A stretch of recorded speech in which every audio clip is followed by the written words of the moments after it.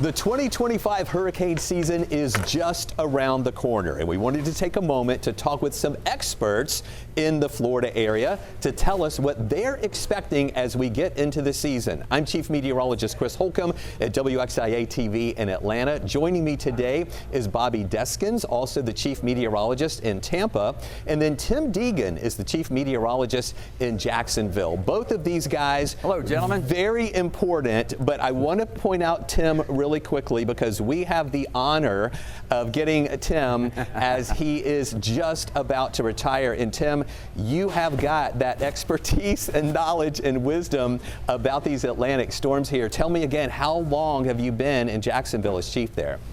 Well, first of all, I appreciate all your wordings. The weather team uses way other stuff like old, tired of hearing you talking, that kind of stuff. So I started in January of '82, so 43 hurricane seasons. I'll leave you with one other fact, and I really hadn't thought about this until someone asked me a couple days ago, how many shows have I done, they asked me. And I said, what do you count as a show? And they said, well, 30-minute shows. And I said, well, over 40,000. Wow. I have about 67 left, so.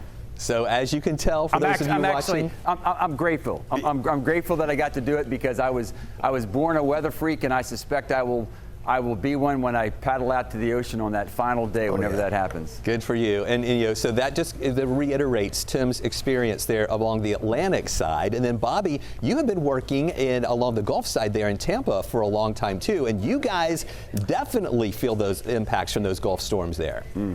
Yeah, I've been here about 17, 18 years, and time before that was up on the Carolina coast, so a little bit of the Atlantic storms. And then a lot of them come here through the Gulf and over Jacksonville, over Georgia, sometimes Atlanta, and then right up towards the Carolinas. So, yeah, it's you never know when you're going to get a storm, right? But we do know in the Gulf here, we've kind of looked towards the first part of the season, even in May and June, as things can start in the Gulf or down in the Western Caribbean and come up and at us. And then later in the season, as we start to get those longer track storms. But, you know, one of the keys about here in the Gulf is the water and the loop current and that warm water. And storms moving over top of it can rapid intensify. And that's something that we always watch for here. So it's kind of, you know, you think you got a plan, right?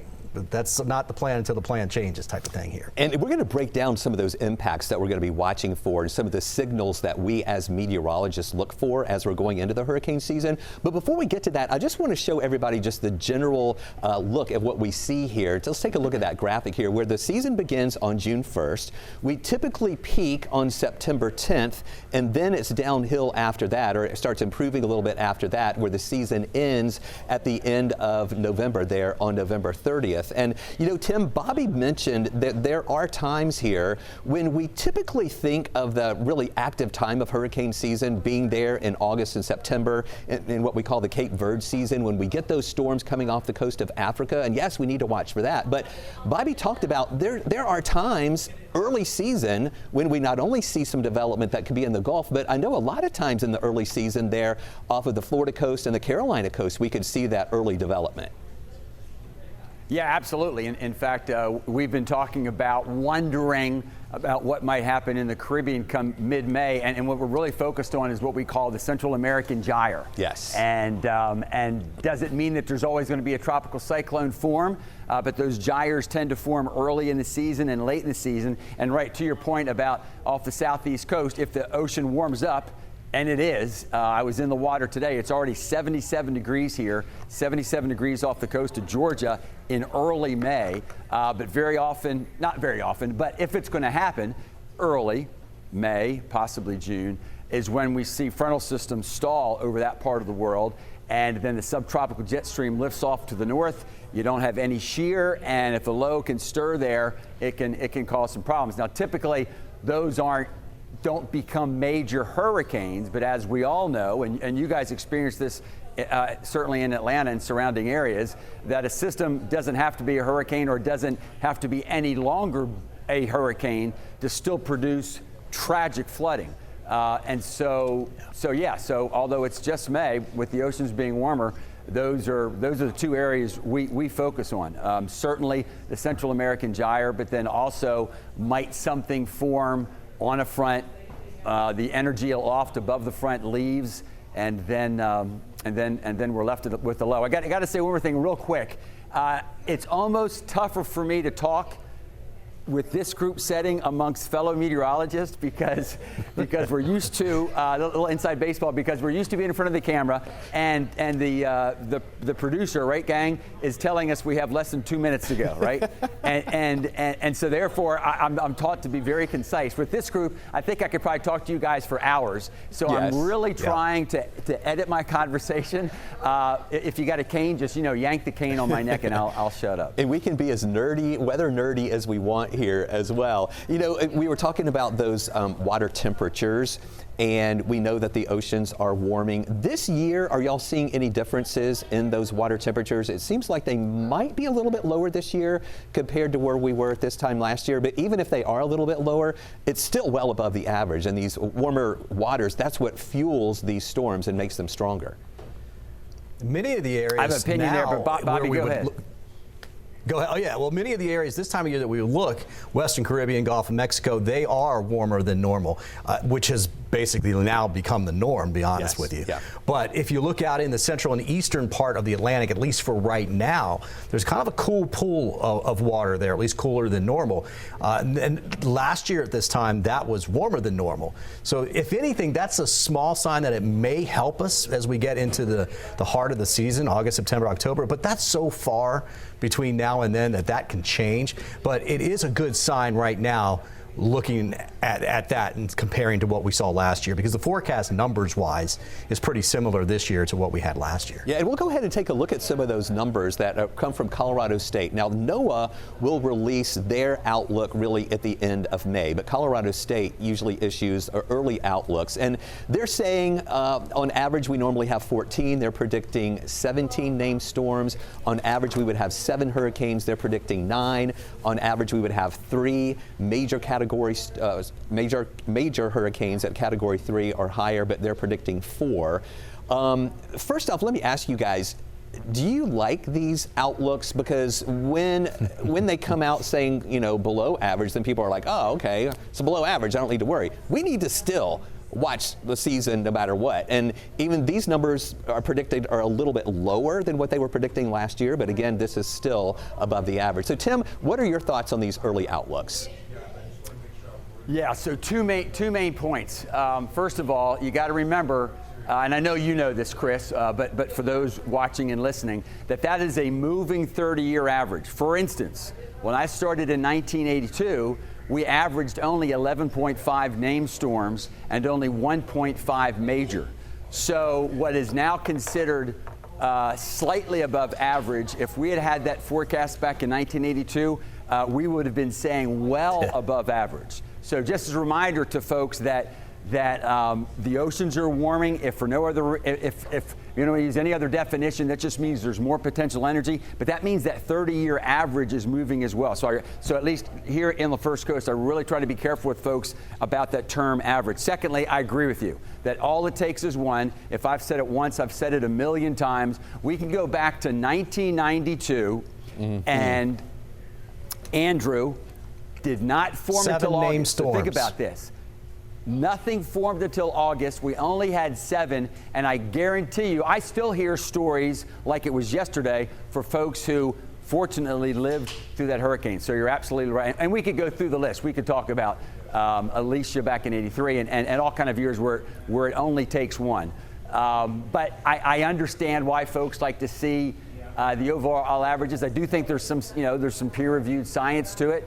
But the big, for me, what I was hoping we would see in science from the 80s and 90s is that eventually we'd get to the point to where we could say, okay, here's whether we think it's going to be above or below. Who do we think has the highest risk? Personally, I know we're attempting that. I really haven't seen much peer-reviewed stuff that takes it to, okay, that means it's going to be bad for Bobby or it's going to be bad for Atlanta. I think we all take sort of a gander into that next step, but at least personally, I don't think we're quite there yet. And then, Bobby, what do you Chris, think about those early predictions? I think what you were almost trying to get at, too, was that they're just a forecast. And it's just, it's not random, right? There's a lot that goes into it.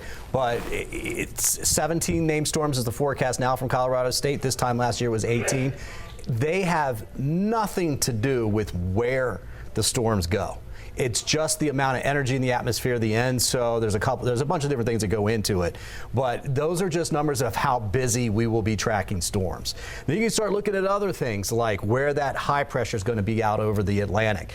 And this year it actually looks like it could be a little bit further to the east, which may quiet the Gulf a little bit and open up the East Coast a little bit, but it's still, even that's so far out in time.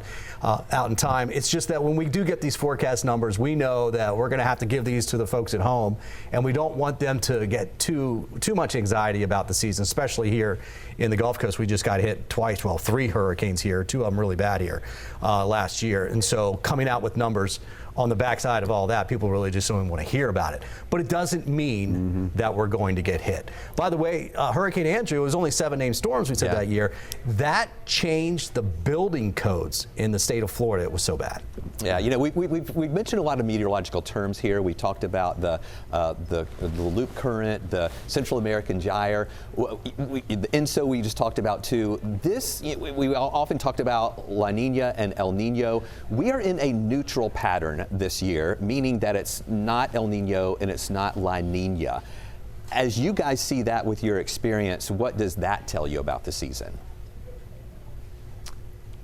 Well, I go to 2 levels here again. One is, in my opinion, and I think we've seen a little bit of peer review, is that as significant as El Nino and La Nina, and of course neutral being in between, as significant as they are, I personally think, whereas they were probably the headline in the 80s and the 90s, by 2010, again, in my opinion, once the oceans, and not just at the surface, but we're getting better at measuring down to about 200 meters. Once those levels reached higher as an average globally than we've ever seen, I think that that is now more of the headline than whether it's La Nina and El Nino. And I think over the last 10 to 15 years, as much as we've seen variations, even on the years that, let's say 30 years ago, in which we would have an El Nino, we'd have maybe single digit, maybe 10 named storms. I mean, even on the quiet years now, we're getting into the teens, and I think it has a lot to do with the ocean temperatures. With that said, yeah, to me, neutral is, unfortunately, we don't have as much of the inhibitor that El Nino normally produces, and maybe you guys can talk about the whole shear factor. Yeah. And in fact, if you look back at some hurricane years, we've actually had some of our worst years during a neutral year. Now, when I say we, I'm saying that term generally speaking. That doesn't mean Tampa, doesn't mean Jacksonville, doesn't mean Atlanta, but just overall the Atlantic base. Tim was saying the warm water, because what happens is generally, and not all the time, but generally during La Nina, we will have less wind shear in the atmosphere, which means we can make more storms. They don't shear those thunderstorms apart as they start to grow. And during El Nino, we have more wind shear, so we tend to have less storms. Now that comes and goes throughout the season, those effects. You don't have shear the whole time. You don't have a lack of shear the whole time. But in between those ebbs and flows is when you can make storm. And underneath of all of that is the warmer temperature. And that warm water makes the better chance for those thunderstorms. So even with, and I totally agree with Tim, the way that water's gotten warmer, it's made it more of a point of El Nino versus La Nina, just because we can have development in between. Yeah. The bottom line with tropical seasons, especially here in the Atlantic, that's Mother Nature's way of taking the heat in the ocean, boiling it up, and transferring it to the northern latitudes. Yes. It's a natural cycle. The warmer we get, the more bubbling up, trying to transfer to the northern latitudes that you're going to get.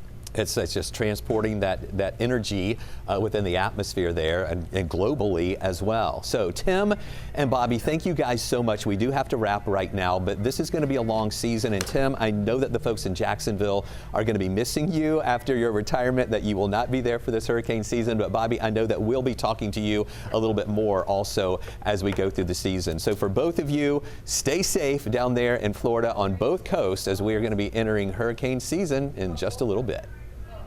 Hey, thank you very much, and gentlemen, good luck this season.